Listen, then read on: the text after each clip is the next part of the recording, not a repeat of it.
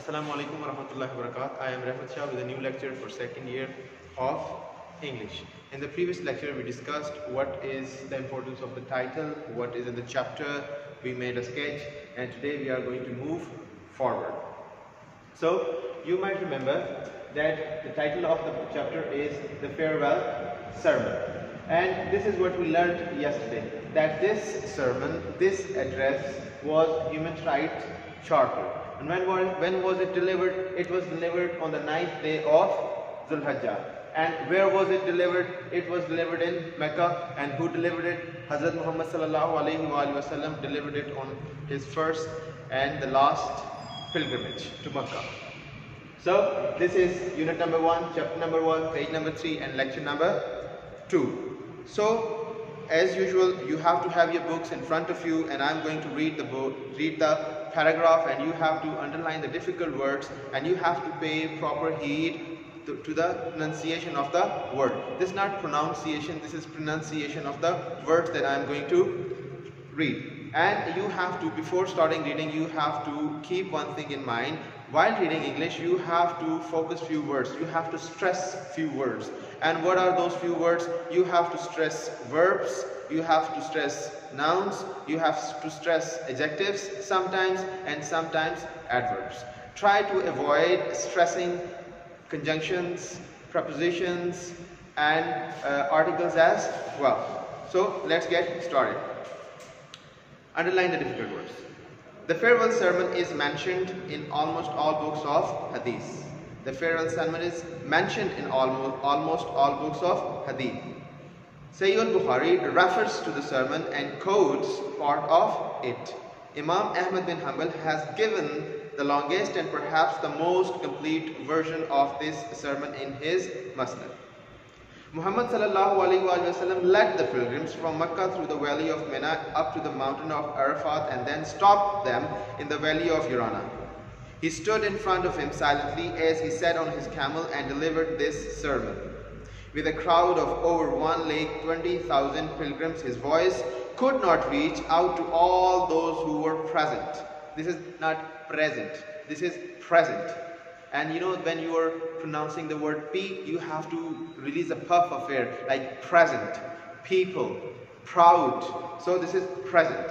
He therefore asked Rabah ibn Umayyah ibn Khalf, who was known to have a loud voice. This is not vice, okay? There is this vice, and vice means secondary. This is not vice, this is voice. You have to, O sound is there. To repeat the sermon after him, not after him, after him, sentence by sentence. We can pronounce it as sentence as well, and sometimes we can drop the T sound as well, sentence. Don't just pronounce the word T, and sentence, sentence by sentence, so that everyone could hear. The sermon is as follows. After praising and thanking Allah, the Holy Prophet ﷺ said, O people, and there is quotation mark. And what is the importance of quotation mark, or why do we use quotation mark? We use quotation mark when we are referring to something, or when we are citing something someone has written somewhere, or someone has spoken in somewhere in some speech. So that for that purpose we use these quotation marks. Quotes we are going to talk about in detail as well. O people, lend me an attentive ear. For I know not whether after this year I shall ever be amongst you. Therefore, listen to what I am saying to very carefully, and take these words to those who could not be present here today. This is not today, this is today. What is it? Today. So let's understand it. The farewell sermon, I told you about the farewell, like, you know, adieu, bye, goodbye, and sermon, a speech, religious, related to religious matters. And the farewell sermon, this is not the farewell sermon, this is not the farewell sermon, okay? And I might have told you about this, like, this is the, or the. Like, you know, when we are having the, this th, the, so if we will have apple, elephant, or orange, or car, board, or marker. So you see this word starts with A, E, O. It means if we would have A, E, I, O, U. These are vowel letters. These are vowel letters.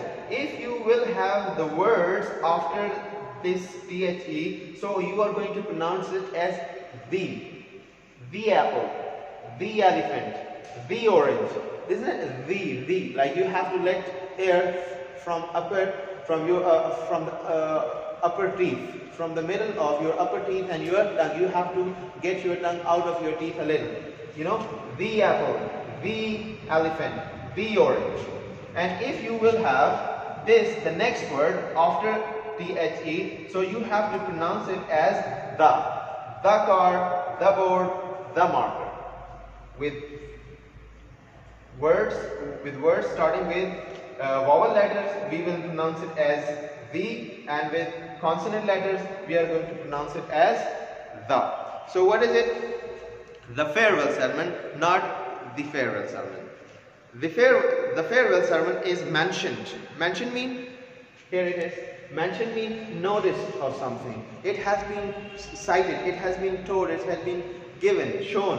Okay, mentioned, and it is a verb as well. Mentioned in almost all books of hadith. Like there are many books of hadith, and this farewell sermon has been mentioned, has been discussed, you know, in parts or complete in different books of hadith. Sahih al-Bukhari refers means cite, gives indication, directs towards what? Towards the same sermon, to the sermon and course part of it. Course means the same thing. Course means repeat or copy. Copy something that Hazrat Muhammad sallallahu alaihi wasallam said back then, okay, and he has taken the things from his saying and has used his saying in his book. So, refers to the sermon and course part of it. Imam Ahmad ibn Hanbal has given the longest and perhaps the most complete version. And what is the word the next that we have used? Perhaps. Perhaps. What is meant by perhaps? Perhaps means probably. When you are like, you know, he is talking about like, you know, surety of something. When you are sure up to 70% or 80%, you go for what? Probably. Perhaps. So probably. He is 80 or 70 or 80% sure about it. He is not clarifying it. So he is just saying it. And then there is a difference between perhaps and maybe. This maybe is a little bit informal. This is informal, and informal writings we use perhaps. Perhaps is formal and this is informal. That is why we have this is a formal writing. That is why we have perhaps in this. So, but basically they mean the same. This is not basically, okay? This is basically. So, where were we from? Ibn Hanbal has given the longest and perhaps the most complete version of this sermon in his Musnad. Musnad, this is, what is it? This Musnad is a collection of hadiths that Hazrat Muhammad, Imam Ahmad bin Hanbal has written. The collection of the hadiths that he has collected in his lifetime. Then, the next paragraph. Muhammad sallallahu alaihi wasallam led. Led is the second form of lead, led. Like when you are asking someone to follow you, or when you are showing someone the way, the direction. So, Muhammad sallallahu alaihi wasallam led the pilgrims. The pilgrims is a noun. Pilgrimage is also noun. Pilgrims, those who go and visit some holy place. This is for them. For Makkah, from Makkah through the valley of Mina. They started going from Makkah through the valley of Mina up to the mountain of Arafat, and then he stopped them in the valley of Urana, and he asked them to stop there in the valley, okay, in Urana valley. So he stopped them and they stood in front of him silently. not speaking, okay, and disciplined, organized. They stood in front of him silently as he sat on his camel. I have written this silently as an adverb, okay, not speaking, without any disturbance. So, in front of him silently as he sat on his camel and delivered this sermon. Which sermon? This sermon that we are about to start reading. With a crowd of over 1,20,000 pilgrims. And this is the answer for question number 2 on your exercises. And question number 2 is, whom did the Holy Prophet sallallahu alaihi wasallam asked to repeat the sermon sentence by sentence? Yes, this is the answer for that question. With a crowd of over 1,20,000 pilgrims, his voice could not reach out to all those who were present.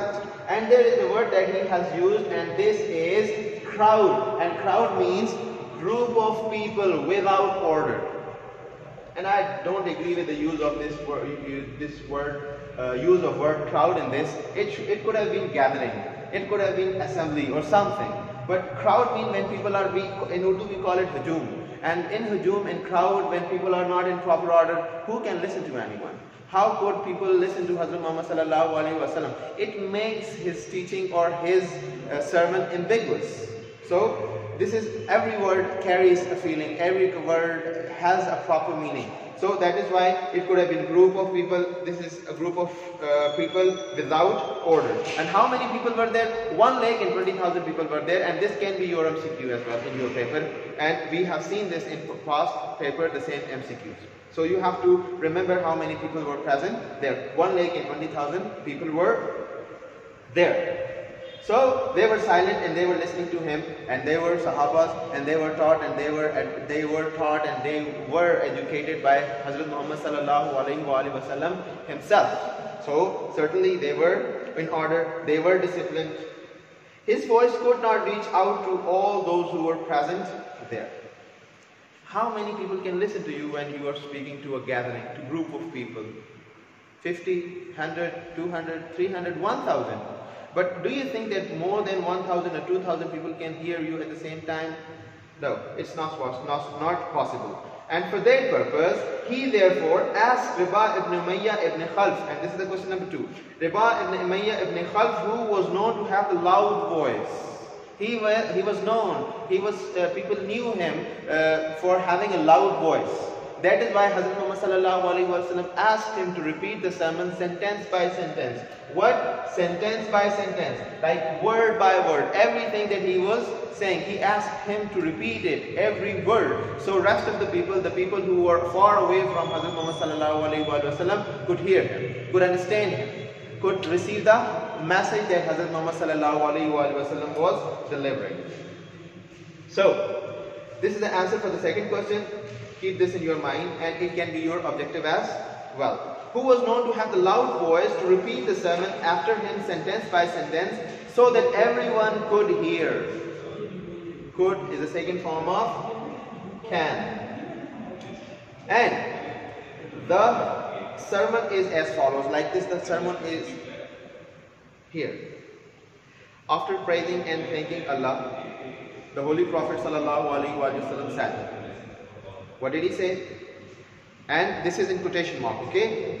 The exact words Hazrat Muhammad sallallahu alaihi wasallam said. Like this is direct and indirect speech. Like the words that we are going to have in these quotation marks are going to be the exact words that Hazrat Muhammad sallallahu alaihi wasallam has uttered or spoken back then.